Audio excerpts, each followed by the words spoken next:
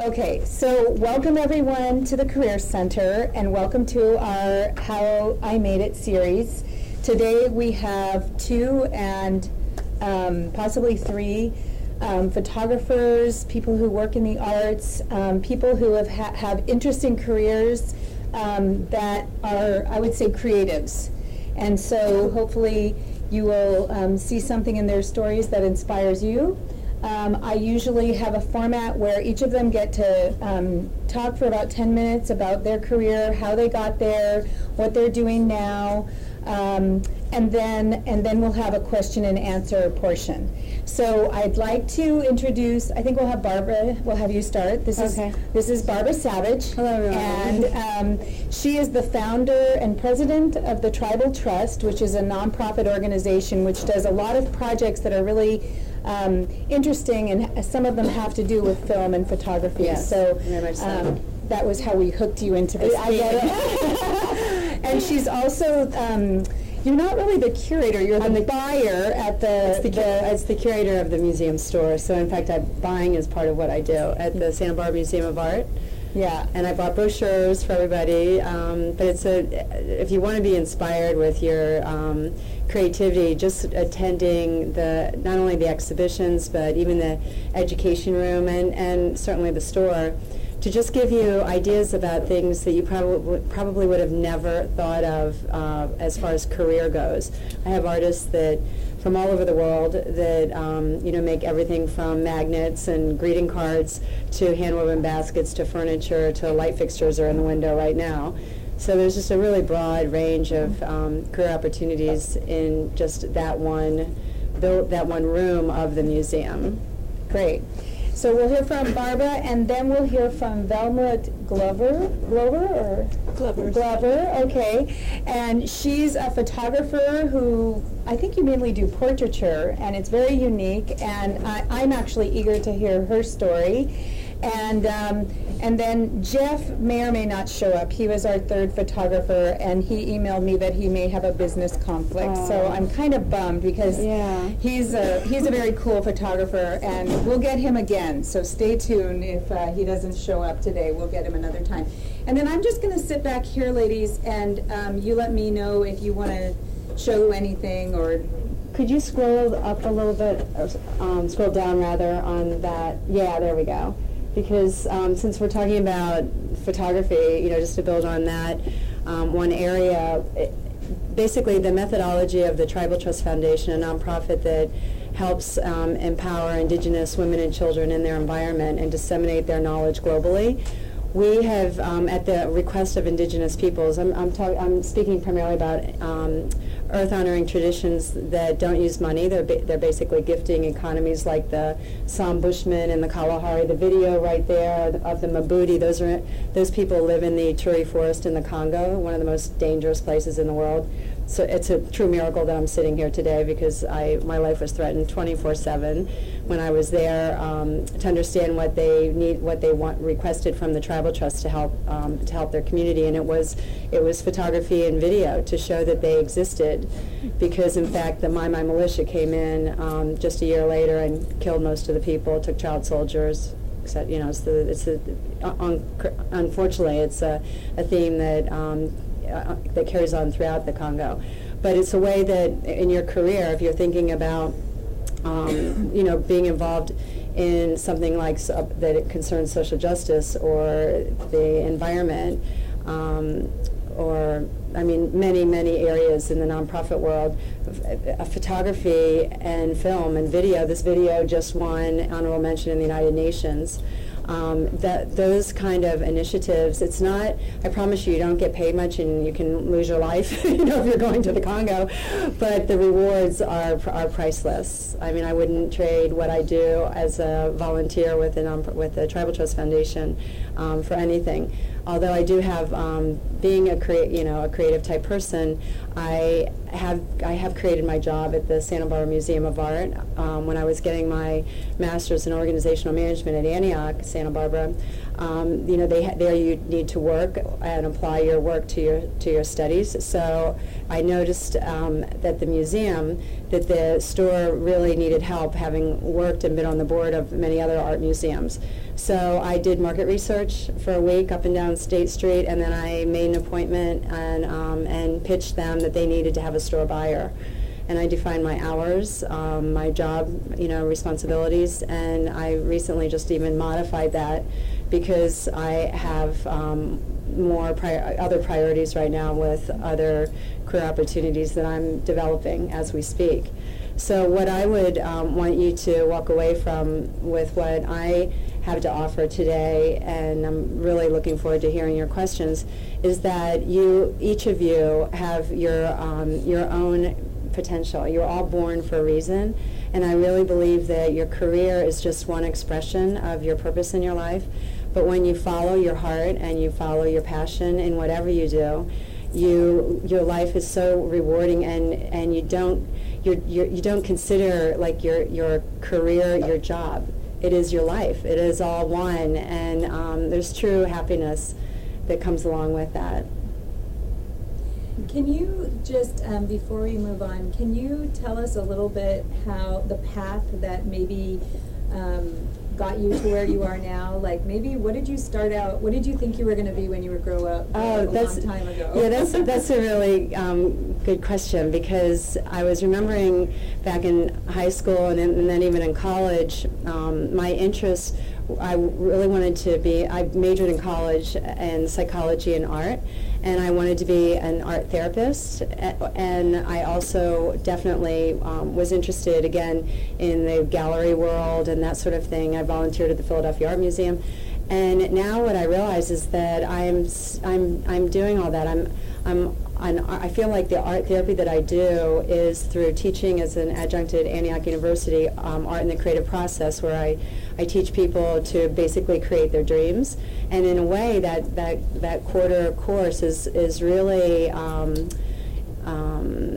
psychology. It's very much each person who takes my class, they end up understanding something about themselves in the process that they didn't know before, and it gives them a clear direction on their path. Whether that's their career path or their personal path, it's all, again, the same to me. And then I was also, my parents were always saying, Barbara, you'd be so good at real estate. And my mother was just so upset with me because I never followed her footsteps along that path. But what I would constantly remind her of when I founded the Tribal Trust Foundation about 20 years ago, is that I just reassured her, but Mom, I am in real estate. I'm in the real estate of indigenous peoples, trying to protect the land for them as the people that are the ones who are most connected, to a particular land. But at the end of the day, it's all about trying to help take care of Mother Earth, so that we, again, by disseminating indigenous knowledge globally, we all learn how to be sustainable like these cultures that have survived for 15 to 20,000 years, and don't overdevelop. So I have a feeling that basically it's always been within myself to go on this path, and certainly I had guidance. I did go to career counseling type things, but at the end of the day, I kept self-referencing. What did I care about? When I wake up in the morning, I want to know I'm making a difference, and I'm going to be happy. And I think that just has a ripple effect in whatever you do. Great, thank you. Belmont? I'd have to agree right off the bat with what Barbara is saying in terms of following what you love. How many people in here consider themselves artistic or creative types of people? Yeah. Interesting. I've always felt that that was in my background. As a kid, my grandmother was a very fine portrait artist in Europe. I was never very good at drawing people, but she was exceptional at that. And I'd spent a lot of time around her. The other thing was my father was a veterinarian, and I spent a lot of time around dogs and cats and animals in general. And the reason I bring those two things up right off is throughout my life there have been threads, and I think you'll find that you already have that as well, and you'll continue to see them throughout your life too. The things that interest you will keep showing up in different forms, and you can hear what other people are telling you that's important for you to go and do or become. But ultimately, if you look back to those threads throughout your life, those are the things that'll give you direction in a way that nothing else can. I went to the Art Institute here in Santa Barbara many years ago, before it closed from here and went back up to San Francisco. And so I was always involved in the drawing of people and of places and plants and all of that sort of thing. And that also translated into photography. My father had exposed me to that as a child.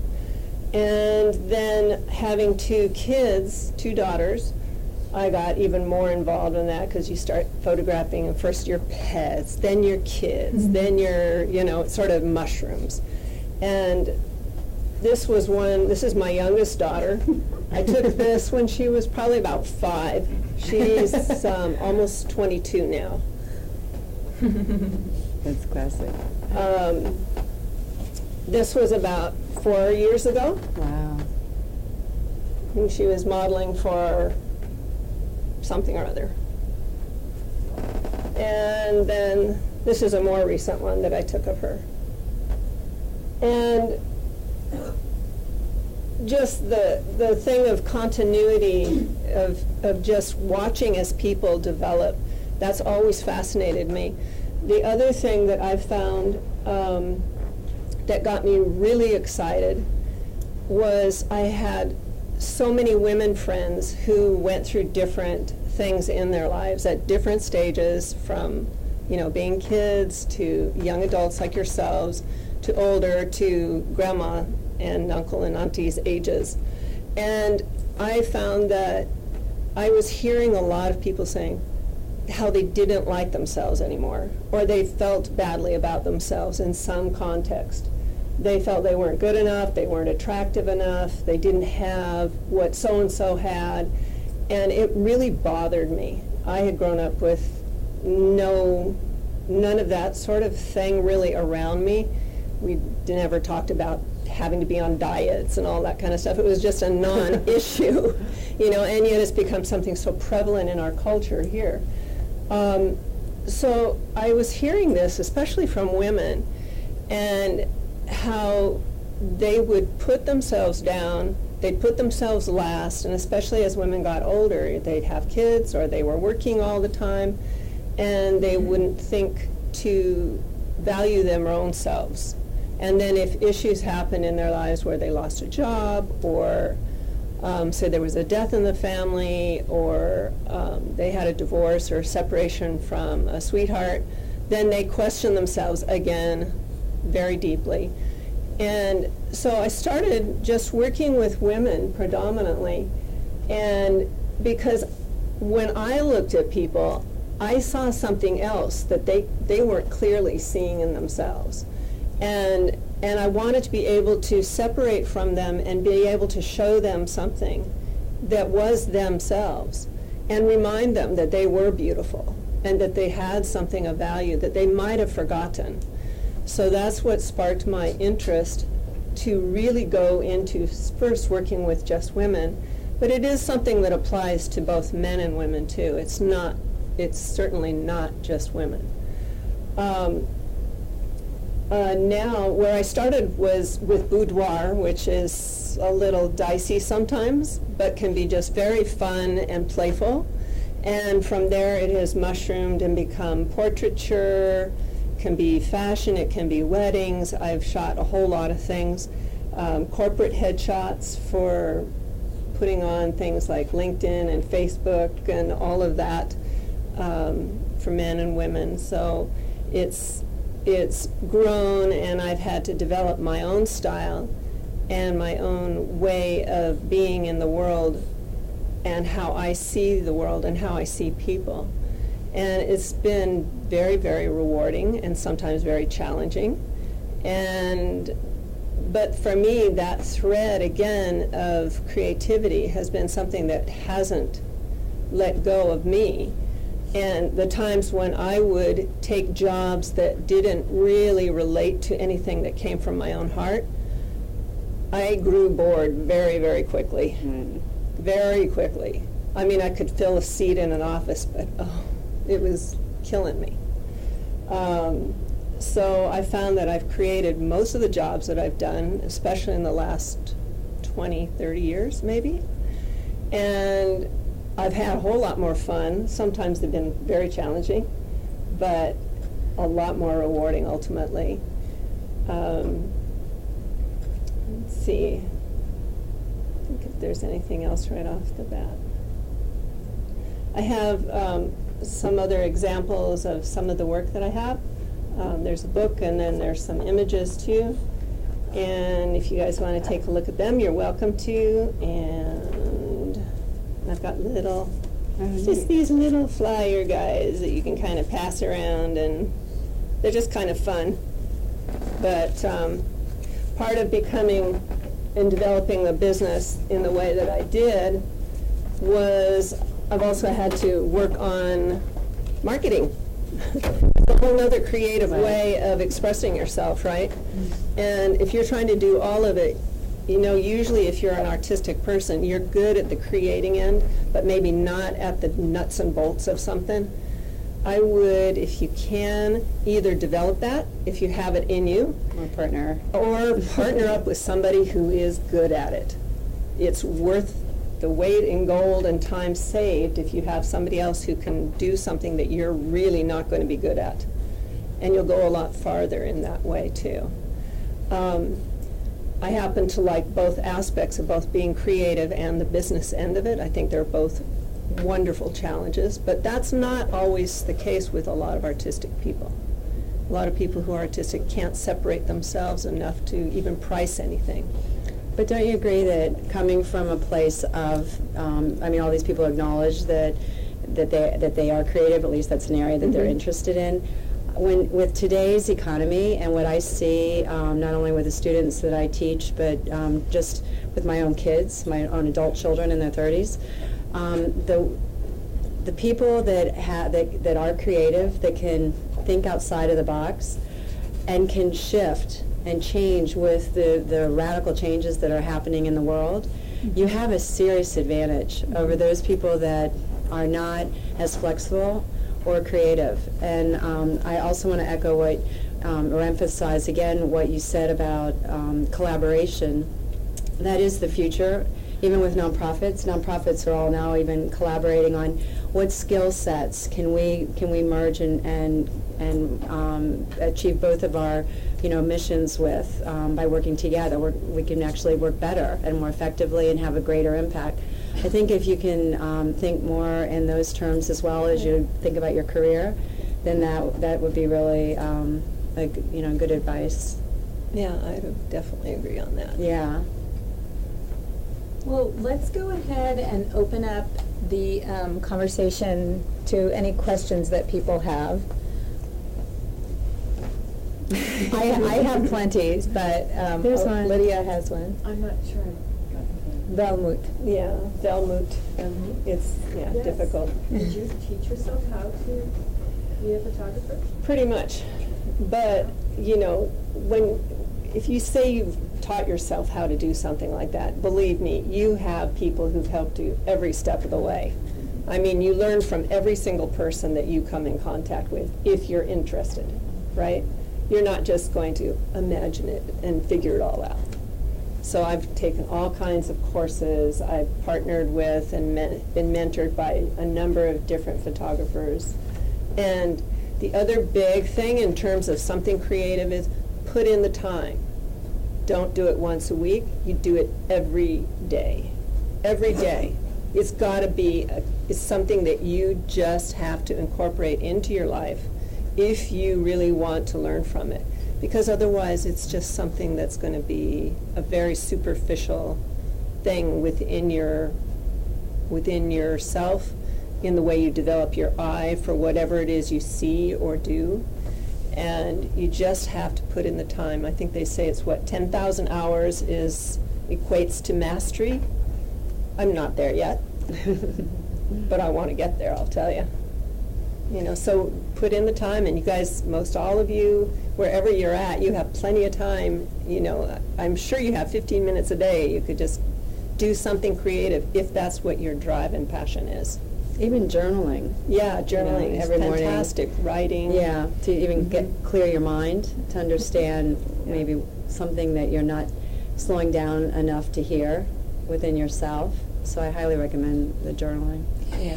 It's interesting, I was telling a little bit about, we have creatives and artists and automotive and childcare as themes, and the common thread that I've noticed is that people who are successful in their careers are doing something they love, and they're working harder than anybody I know. Oh, that's true. And I think, those two things feed each other. The passion feeds the drive to work more, and the working more feeds the passion. So it's good advice, And another thing, I'm probably the elder in the room, and one of my dreams always as a little girl was to have an art gallery. So I did that. I was living my dream. I had a beautiful art gallery, and was just loving working with my staff. And then I decided to get divorced, and everything went away. So all of a sudden I didn't have a career after creating, my dream job. And then I was definitely sort of dazed and confused, wondering what's next.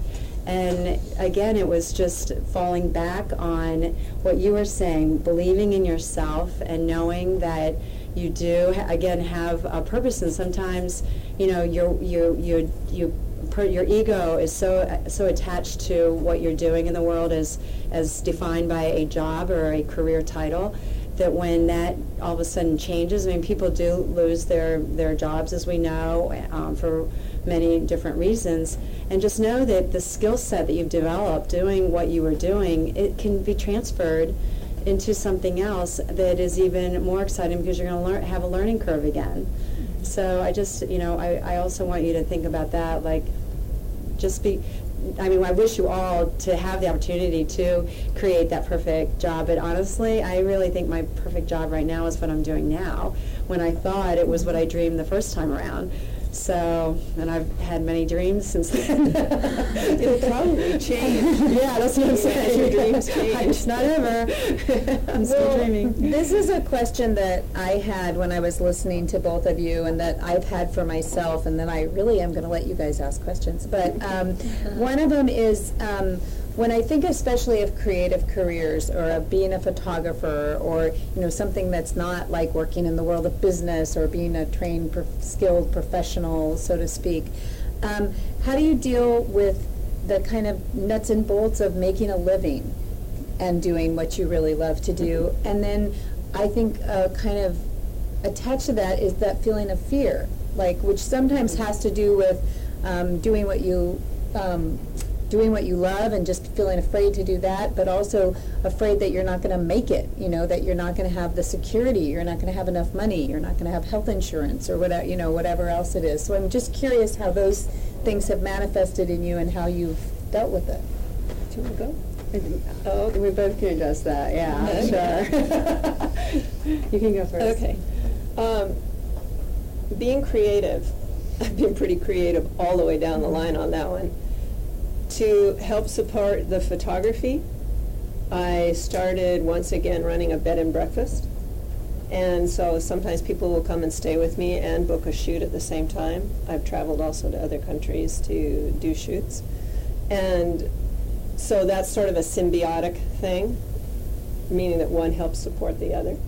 And then also, I brought up earlier that my dad was a vet. Well, about 6-7 years ago, I started a doggy daycare. So people bring their dogs. It's like child daycare. I love them. They're great, and I have a nice little group. And I can have them there while I have a photo shoot, while I have my guests who are coming in for coffee. Oh, that's great. So you talk about creative and using kind of your mind to see things that are around you in a way that's not necessarily the straight, obvious path. I've probably gone that way. I have a quick question on that. Do you Yes.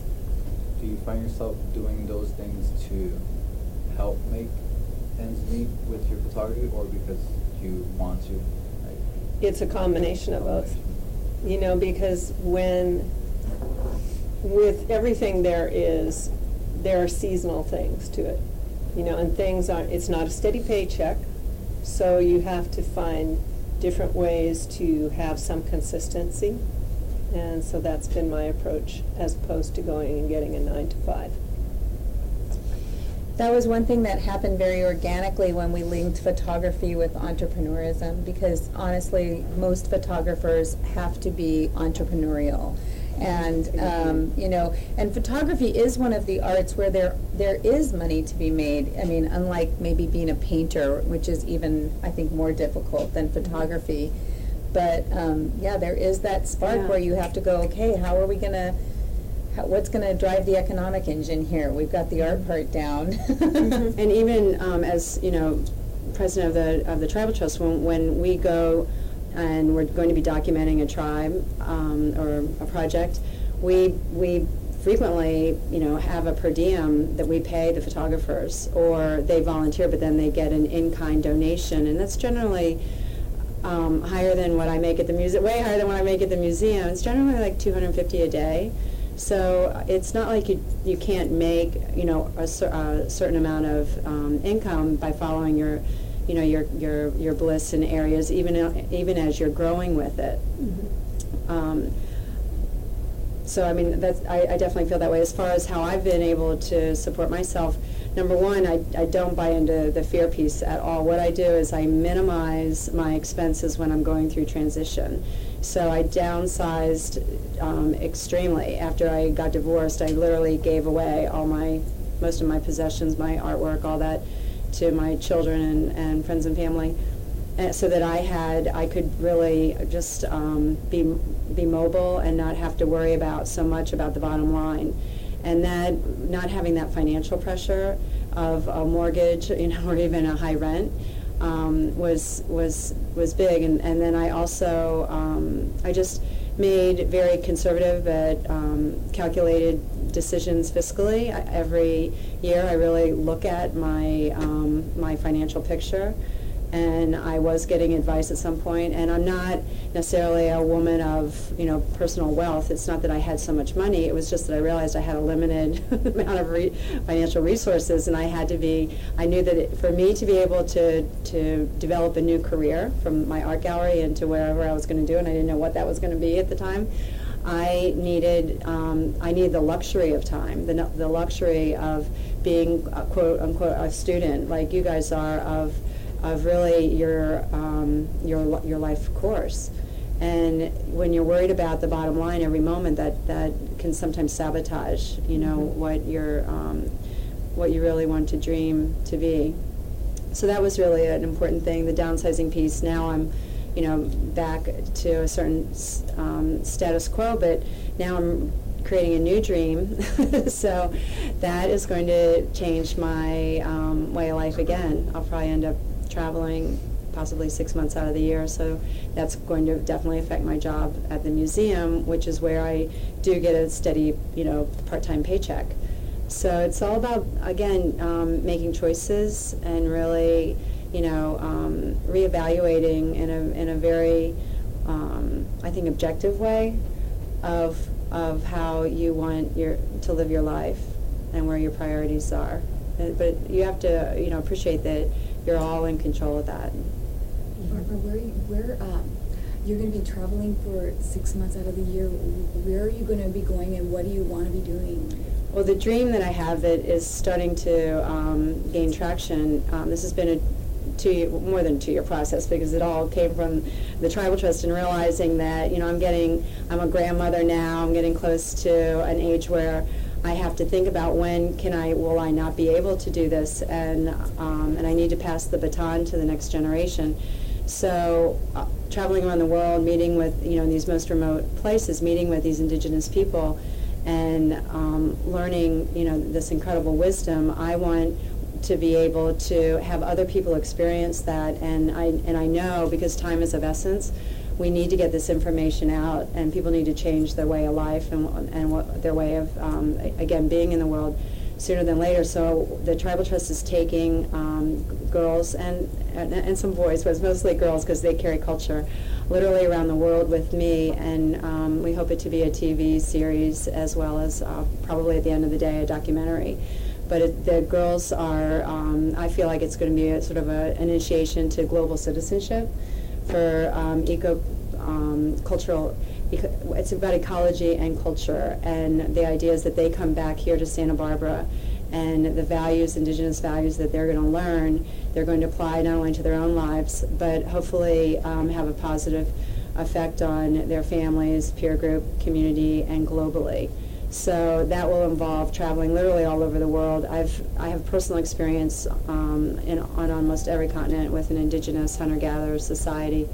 So I do have, community that I can reach out to, and they've already requested that that we do this.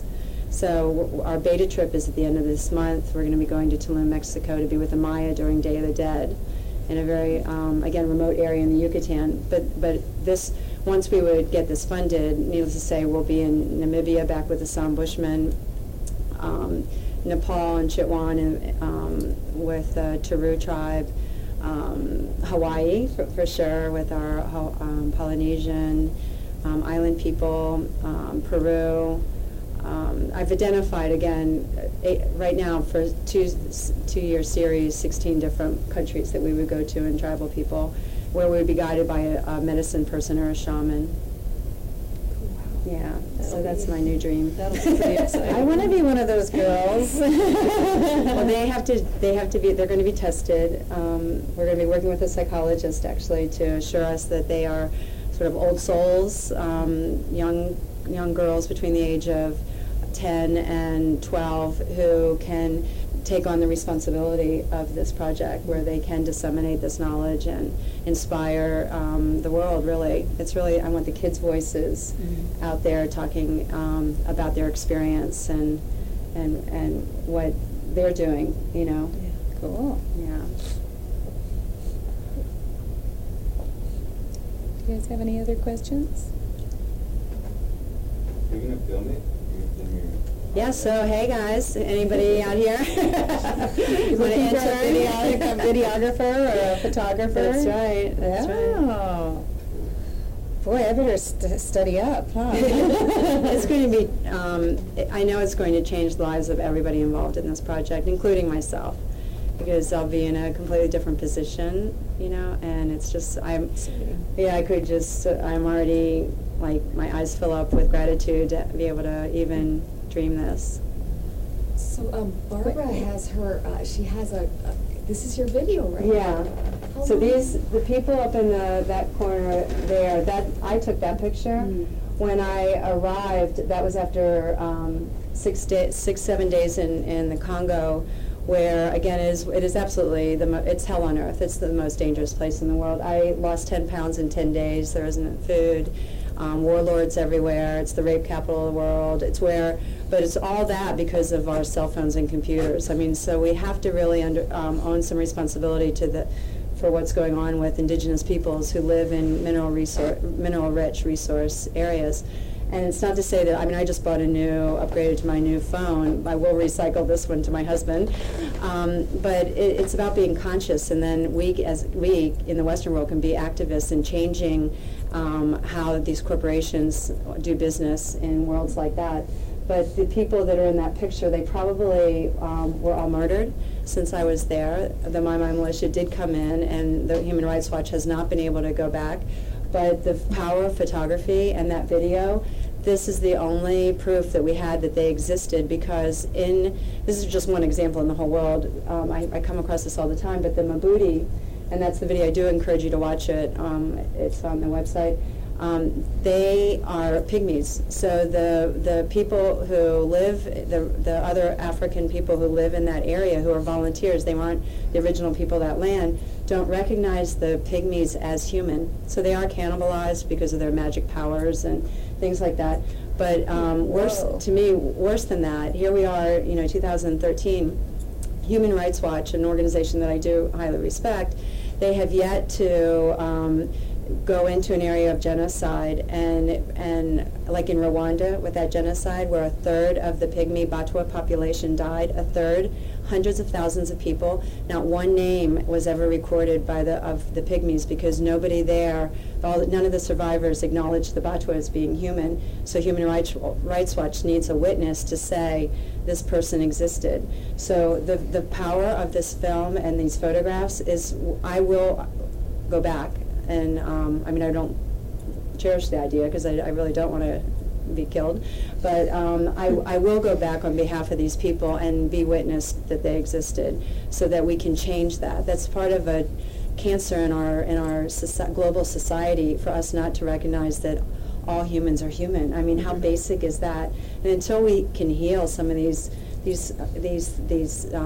distorted, sick, hurtful, harmful thoughts and biases and attitudes towards other people, I think that we're never going to have peace on earth. I want to honor this gentleman. He had a question. I kind of just had like an individual question for you. What was the coolest project that you've done to date? And what was the coolest, like, in opinion, coolest photo shoot that you had the most fun with there? Well, right now I'm working on something actually with Cami, Oh, neat. which I really feel strongly about and love tremendously. We both tie in very much with Hawaii, and both my kids were born in the islands, and there's long-standing connection, and Cami's from long-standing roots there. Anyway, she's working on her thesis, and I'm doing photos to go along with what she's working on. And how can I say any more? You should be the one saying. Well, okay, so my thesis is on why do Native Hawaiians leave Hawaii in the first place as an adult? You have to choose to come here and make the mainland United States your permanent home. So why would you leave paradise where everybody's so kind and nice and there's all this spirituality? Why would you leave? And then how are you going to pass on your culture? It's very hard to have your culture when you're so far away from where you're from. It's so pure there. How do you, 3,000 miles away, how do you carry aloha spirit when Western culture is so against it? It's all about money and power, who can get ahead faster. So how do you make it, and how do you teach that to your children? And so Velmut, I asked her if she would help me with my project, and I'm so grateful that she can bring out the inner beauty of somebody. And so she's taking pictures of the people that I'm interviewing. And so we did a photo shoot with one of my hula sisters who's from the Big Island and her daughter. We were at Butterfly Beach. They were in full native costume and they were dancing and chanting. It was magical. Before you know it, I mean, the sun was setting, the beach was, and we had a whole crowd of people around just going, that's insane. And she caught it, you know. It was really cool. Well, that's what the Tribal Trust is doing. So obviously, you guys are going to be the Hawaiian piece. Yeah, and we have a lot of connections. So we could It's about probably bringing offer it in back. that sense. Yeah. It's all about networking, people. And it is collaboration. We're already collaborator. We did not set this up. That's so great. In that same vein, this daughter right now has been in Australia since December, traveling a lot, and now in Bali.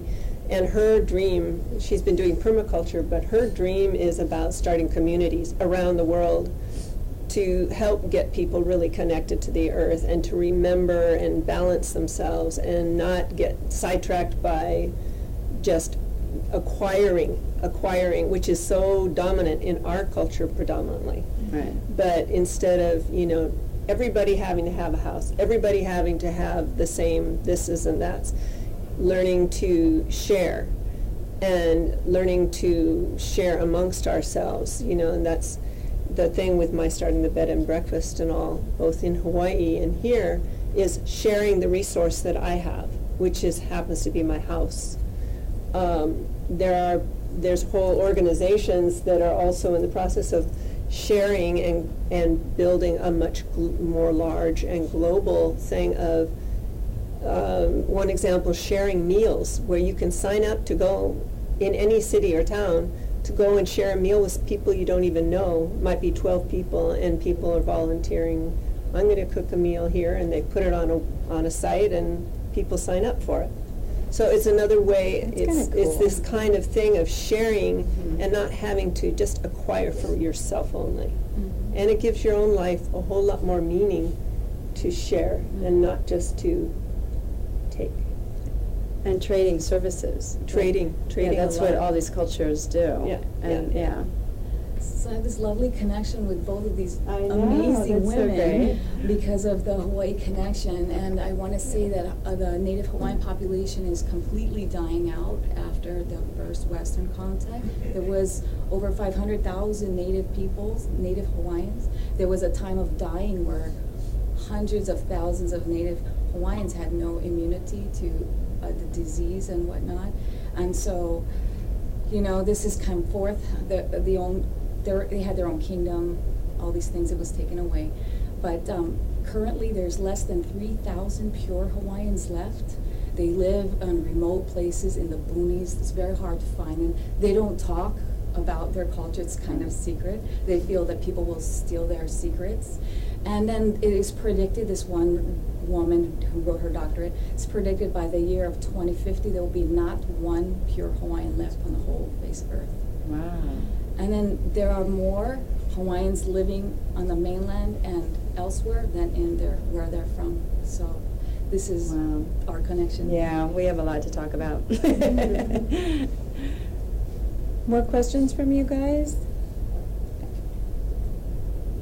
I'm curious what some of your stories are. Are you, well, I didn't have a question as much as I had a comment. uh-huh, That when you have a life with a lot of stuff, there's a certain kind of satisfaction and pleasure that comes with that. But then when you free yourself from your stuff and your, you know, I don't know, all the accoutrements you think are so important in life, and you guys are just more starting out and probably want more of those things, but there's just a certain, I mean, are you any happier when you have, you know? Well, all here's, of that? you know, again, I'm a buyer, right? I buy stuff every day. I'm a professional buyer.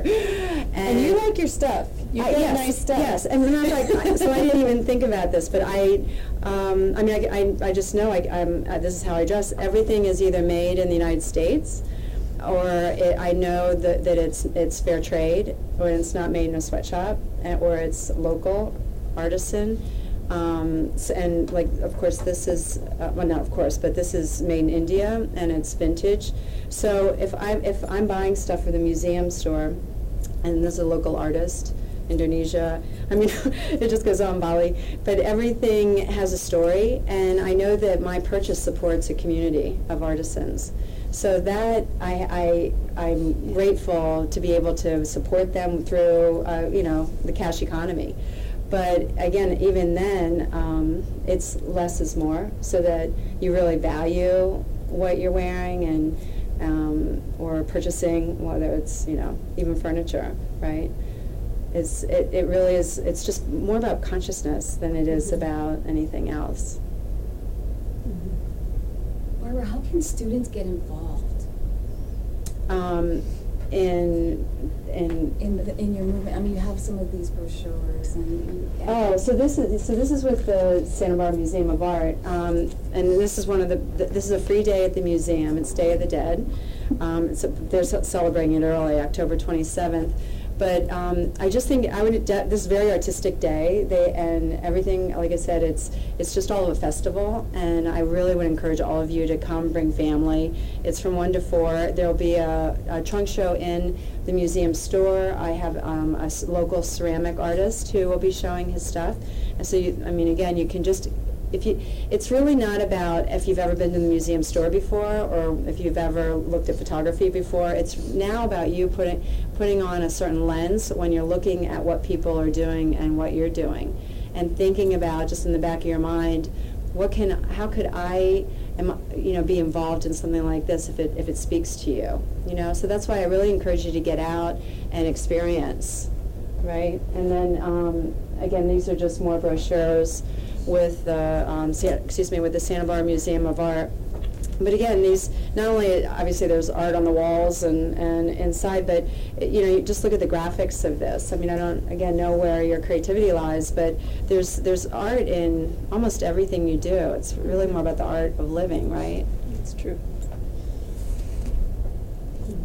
So how many of you came here because you're in a photography class or you're a photographer? Can you raise your hands? Okay. Oh, wow. Yeah. And how many came because you were just drawn to entrepreneurism and kind of the speakers sounded interesting and okay. And how many are here just for credit? That's okay. You can miss it. Okay, cool. Do some of you think that you may make your livelihood in photography? I'm curious. Trying to figure that out. I would hope so. Like I've always had like an interest in like visuals since I was a little kid. Myself, I mean, I started when we were shooting with film. I still shoot film, but I used to take a lot of photos. I loved it. It's not till recently that I started getting more serious about it. Like, okay, well, I started doing film, like production. And I'm always drawn back to photography. So right now, my struggle is like trying to see what aspect of photography I want to go into. Like, I love people. I love taking pictures of people. I started with street photography, portrait work. I mean, I'm sure that's like a whole different ballgame. And then documentary photography, just even going somewhere out and like again, that's with people too. Like, but gaining that experience as well, like a whole different culture and a whole different experience. Like that's where kind of I'm stuck. And I'm like trying to figure out where do I go? How do I make like, how do I fit myself into this? Because photography, like everyone is doing it now. But you can't think that way. Yeah. I'm sorry. I agree. This town has a lot of photographers, and there's a lot in this world. But the same thing with art and painting and whatnot. If you are worrying about what somebody else is doing, you're wasting your time. You should be doing the painting and taking the photos instead. Don't think about what other people are doing, or that you may not be good enough, or that you don't have it and you don't measure up to somebody else. Spend the time to get better. Just keep working at what you do. And I think, And there's resources. yeah, to even keep again, the learning. museum, we have a really strong photography department with Karen Simsheimer, internationally recognized curator of photography, and there are many free lectures that she organizes, and I think there's one, I know there's one this month, I think it's on Sunday, that if there's an October 19th, that's sort of registering in my head. I'm not sure that's the right date, but it's all That's on. a Sunday. Okay, it's all on California photography. So that would be I think it's 1 to 3, something like that. So yeah, just opening yourself up to what is just there are a lot of photographers in this community, but that means there's also a lot of photography happenings for you to expose Well, I'm just yourself saying, to. like, you get exposed to like a lot of like wedding photography. Like you can make a lot of money in wedding photography. It's like, okay, cool. And like, no, maybe that's not it for me. It's like trying every little bit until you figure out exactly where you want to pursue it. Definitely, and I think with at least with photography, the more you're in a place right now, go ahead and experiment, try this, try that, and see what kind of gets your juices going, what makes you excited. I mean, in some direction you might get more money, but does it get you excited when you're doing it? If it doesn't, follow the thing that's going to excite you, because that's going to give you the energy to keep following it. Right. Otherwise, you're going to fall flat at some point. It'll just kind of run dry. So you want to make sure you try all of the avenues you can. Did you know you always wanted to do portrait work?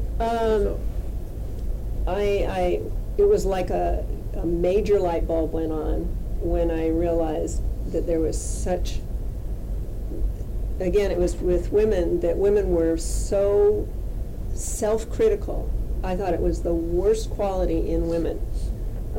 We're harsh on each other, and we're harsh on ourselves. And I thought, that really needs to change. And it may not be changing the world, but you work with one person at a time. And if I can make a difference, and if somebody feels better about who they are and realizes that they do have value and they are beautiful, that's great. I love that. That's great. Will you take Yeah. my picture? I would love to. Seriously. No, I'm serious. I would need a love to. professional picture. So see, look, she just Yeah. got it. job. It would be my delight. I definitely want your Yeah. card. Yeah, we'll Yeah, do yeah. that. That'd be great. Okay, good. Question back there? A question about, do you think that the quality of the camera brands have effect on your pictures? And that's a really good question. You know what? At a certain point, yes, but at a certain point, no. What was the question? I'll tell you a story. What does your camera type influence the quality of your work? This young lady and her daughter and my daughter all went to Cuba for a month on a photography course. Wow. And within the first few days, my daughter's very nice camera fell and broke. So she was there for a month, and you know what she used? She used her little iPhone. And you know what? She got some really good photos. And the thing was, I probably went through more feeling badly about the whole thing and feeling upset. Meanwhile, her attitude was, well, this is what's happened, and I'm going to make the best of it. And you know, it gave me chills because she turned that whole thing around. It wasn't about what kind of camera she was using. It was using her eye, using what she did have, and developing that and getting the juice out of it. Yeah, the teacher was like, would show everyone's photos, and then she'd go on and on and on, and like, who did this? And then it would be like Shantae, and then everyone would go like, gosh. She's taking them with a phone, and the teacher would say, what happens behind your eyes? More But than- it's how you see, it's Right. how you see things and how you compose and your awareness of light and shadow and shape and expressions and things like that.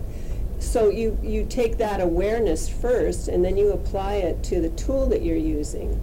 And as your tools become better, you open up new avenues. But if you follow any number of photographers who are very good, who are, really, really good, they will tell you they've worked with very average cameras, very average, maybe one lens for a year or two before they ever would change anything. And still they became, they were making quite sizable sums of money with those kind of so-so cameras. So again, if you develop your eye, develop your style, and find out what that is, it'll start showing up in the quality of your work. Cammie and I actually interviewed McDuff Everton, who is a very well-known local photographer, and his first experience taking photos was just crazy. He was in Europe, he was young, he was like 17 or 18, and he saw this man who kind of realized he was a tourist and like just wanted to reject that.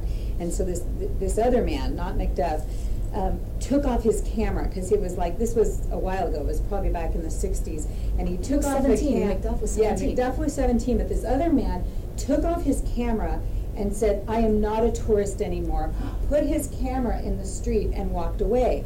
So this man is on his path of self-awareness and self-discovery, and McDuff is like, I'm 17, I don't have a camera. He picks up that camera, and that was his first camera. Oh, wow. He started great. taking pictures with that, and he was traveling through Europe, and this is back in the day, he's shooting on film. He just puts the rolls of film in an envelope and sends them back to his parents in the United States, because he's like, all right, I'm taking photos. He doesn't even know what his photos look like until like something like 6 months later. So, which I just find interesting, just kind of taking, it's almost like exercising a muscle, he was, for 6 months he exercised this muscle, and then he said, okay, how does it look, oh, that one looks good, oh, this one needs a little more fuzzy, and that's how he started. Now he's just, we have it famous. We have his books in the museum store, as well as I order greeting cards made out of his photographs. So you can also do that, when you just get started. Yeah, he's an interesting soul. Yeah. I have a question for her. Yeah. Did your business take off overnight, or was it over a period of time that, it just went up? You know, it's kind of just been a steady thing. One thing that helped right off the bat when I had been doing quite a bit of photography in different veins, but then when I made a connection in a more strong way for what I really wanted to be working on, one night I went for dinner at this lady's house, and Kathy and I were talking, and I said, I need some models. I need some people who will just let me shoot them and work this kind of this muscle, get it going. And she wrote little emails out, and about 12, 15 women wrote me back and said, I'll be your model. I feel beautiful. And it was really great. And word of mouth, I like to work with word of mouth with something like that, because I think if people are happy, that says a great deal. I don't want to necessarily, I can go try and sell something. I've done that. But I think that if I can show you something and you like it, I can just say, no problem, I'll do that for you. And the more you do it, you can just let your work show for you. And, there'll be people who need it or want it, and those who won't, and that's okay. That's the power of networking. Yeah, networking. That's marketing, definitely, like promotion. Yeah, yeah. But I have to say, too, to add, it is the combination of who you are in front, like, without your camera. Like, that is your package. It's not the photo, it's the experience, actually. You're right, and building on that, in terms of your being a photographer and who you are with a million other photographers out there, your personality is the one thing nobody can duplicate. Don't forget that, and don't underestimate it, because that is really powerful. Then you have to believe in it. So it's like Believe in branding yourself. Branding yourself. Yeah. Yeah. So I also want to tell the students that I was trying to figure out what my topic was going to be for my dissertation. I knew it was going to be something Hawaiian and tribal, and so I went online to find, just looking, and that's how I found Barbara. It must have been about 5 years ago. Yeah. And I found her online, and then I called her, and she picked up. And I was like, oh no, now because I'm nervous, right? Networking is scary. Well, it was then anyway. So, and then she said, I'd love to meet you for coffee. And okay, so we met, and I just wanted to know what she was doing, because she seemed so interesting, I found her on the museum site. She's just an interesting human being. And she agreed to give me, 20 minutes, half hour of her time. We ended up talking like an hour and a half. Like, I didn't want to leave, and it went by so fast. I know. And then, so you never know, if you meet somebody, they can help you with your career, you could help them. It's like, if you just don't be afraid, is what I'm trying to say. Yeah. Yeah, and Cammie touches on something that we really promote to students, and you're in such a great position to do what's kind of in our industry, the career counseling world, known as informational interviews. And as students, you really have kind of that carte blanche to call somebody up and say, hey, can I talk to you about what you do? I loved your website. I really loved what you're doing. I'm trying to kind of figure it out for myself. I'm trying to find what avenue I want to go down.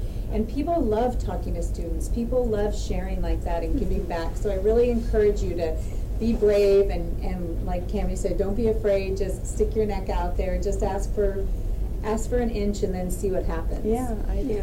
I'm going to wrap up just because we're at the end of our time. I want to give a little gift to some stuff, sorry. And I want to thank you so very much for being here. I really enjoyed personally hearing from you and sharing it with the friends. Students, I'm hoping that you'll sign in on the little notebook that I'm passing around, because I'm going to try to have another one of these with the photographer who wasn't able to be here today, and I want to send you guys a special email inviting you to that. So if you can find it, thank you.